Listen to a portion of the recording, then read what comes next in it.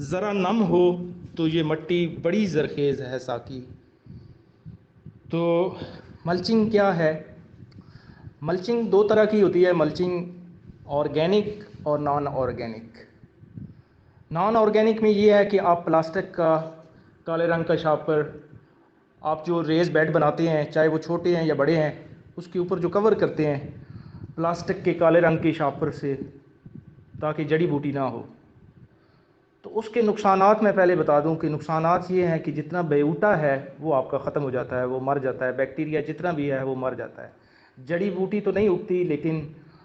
آپ کی جو فصل آپ کاشت کرنا چاہ رہے ہیں وہ نکل آئے گی،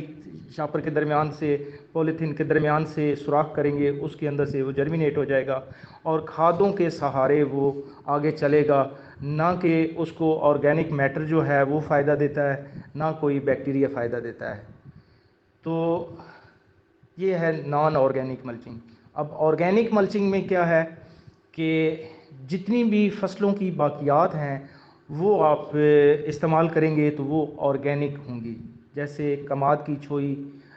چاولوں کی پرالی، اور اسی طرح درختوں کے، مختلف درختوں کے پتے، گھاس پھوس، جو کچھ بھی آپ جس کو اکثر لوگ آگ لگاتے دیتے ہیں، وہ اگر آپ بیڈ کے اوپر رکھیں گے تو وہ آرگینک ملچنگ ہوگی۔ اس کا فائدہ کیا ہوگا کہ پلاسٹک جو ہے وہ تو جو زمین کے اندر رہ گیا، جب آپ نکالیں گے جو رہ گیا سمجھیں کہ اس نے زمین کو ہمیشہ سے خراب کرنا ہے، وہ چاہے سینکڑوں سال پڑا رہے، شاپر، پولیتھین، پلاسٹک، وہ ویسے کا ویسے ہی پڑا رہے گا۔ لیکن اگر آپ آرگینک ملچنگ کرتے ہیں تو یہ گل سڑ کر ڈی کمپوسٹ ہو کر زمین کا حصہ بنے گا اور پھر کھادوں کی ضرورت نہیں پڑے گی۔ تو زمین کو کور کرنا یہ ملچنگ ہے، اور یہ اس سے کیا ہوگا کہ آپ کی زمین کے اندر بیکٹیریا مزید بنے گا اور کسی قسم کے پھر کھاد کی ضرورت نہیں پڑے گی۔ زمین کو جب اوپر سے کور کریں گے آرگینک ملچنگ سے تو اس کے اندر جو پانی ہے وہ بخارات بن کر اڑے گا نہیں، اور اس طرح ہم پانی کی بھی بچت کر سکتے ہیں ملچنگ کرنے سے۔ تو یہی وتر جو ہے، اسی وتر میں آپ اپنی زمین کو بیکٹیریا سے جاگ بھی لگ رہی ہے اور ساتھ آپ کی بہترین فصل بھی ہو رہی ہے۔ تو اکثر لوگ کہتے ہیں کہ جی زمین جو ہے اس میں فنگس آ جاتی ہے یہ ملچنگ کرنے سے، تو فنگس کی کئی ایک قسمیں ہیں، آئی تھنک کہ 72 ہیں، جن میں سے صرف کوئی ایک آدھ جو ہے وہ آپ کے لیے، آپ کی فصل کے لیے نقصان دہ ہو سکتی ہے، باقی جتنی بھی ہیں وہ فائدہ مند ہوتی ہیں۔ تو اصل چیز ہے کہ زمین میں وتر موجود رہنا، یہ جو زمین خشک ہو جاتی ہے اس سے آپ کا بیکٹیریا مر جاتا ہے، جتنے بھی قدرتی حشرات ہیں یہ مر جاتے ہیں، اس میں دوست کیڑے بھی اور دشمن کیڑے سب مر جاتے ہیں۔ تو ہمیں چاہیے کہ زمین کو کور کرنا۔ تو پکنک جو ہے، پائیدار قدرتی نظام کاشتکاری جو ہے، اس میں زمین کو کور کرنا سب سے بڑا اصول ہے۔ مین مقصد ہوتا ہے کہ کھادوں سے بھی جان چھوٹ جائے اور پانی جو ہے وہ بھی کم سے کم لگایا جائے، اور جس زمین کو آپ کور کر کے رکھتے ہیں تو اس میں جو فصل ہوتی ہے وہ شاندار فصل ہوتی ہے اور بغیر کیمیکل کے۔ تو اس کو زرخیز بنانے کے لیے یہ ضروری ہے کہ آپ اس کو آرگینک ملچنگ سے ملچ کریں۔ تو یہ مٹی تو پہلے ہی جیسے میں نے عرض کیا کہ یہ ایک زرخیز ہے، ذرا نم تو ہو، ذرا نم ہو تو یہ مٹی بڑی زرخیز ہے ساقی۔ اس پہ جن لوگوں نے کام کیا ہے اور جو لوگ ابھی کام کر رہے ہیں، یہ میرا شعر یاد رکھیے گا،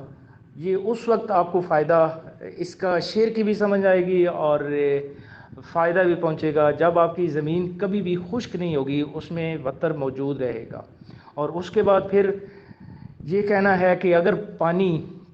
زیادہ ہو جاتا ہے، بارشیں ہو جاتی ہیں، تو اسی لیے ہم کہہ رہے ہیں کہ ریز بیڈ بنائیں تاکہ جو ایکسٹرا پانی ہے وہ آپ کے واٹر چینل کے اندر چلا جائے، اور جو آپ کے پرماننٹ ریز بیڈ ہیں اس میں صرف اور صرف نم رہے، وتر رہے، تو پھر آپ انشاءاللہ کامیاب و کامران ہوں گے۔ اب سوال یہ ہوتا ہے کہ جب کھیل بھی بھر جائیں تو پانی وہ کہاں جائے گا؟ اسی لیے تو ہم نے کہا کہ چیزل ہل چلائیں، جو پانی ایکسٹرا ہوگا وہ زمین کی گہرائی میں چلا جائے گا، اور اسی طرح اس کے ڈرین کا سسٹم بھی رکھنا چاہیے کہ ایک آدھ جو پلاٹ ہے آپ کا وہ تھوڑا ڈاؤن ہونا چاہیے، تاکہ اگر بہت زیادہ پانی واٹر چینل کے اندر آ رہا ہے بارشوں کی وجہ سے، تو وہ وہاں پہ ڈرین کیا جا سکے۔ ذرا نم ہو تو یہ مٹی بڑی زرخیز ہے ساقی۔ اس میں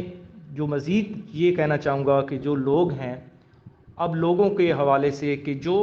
سوچتے ہیں کہ آنے والے دور میں پانی کی بہت زیادہ کمی آ رہی ہے، پانی پوری دنیا میں لوگ اس پہ بول رہے ہیں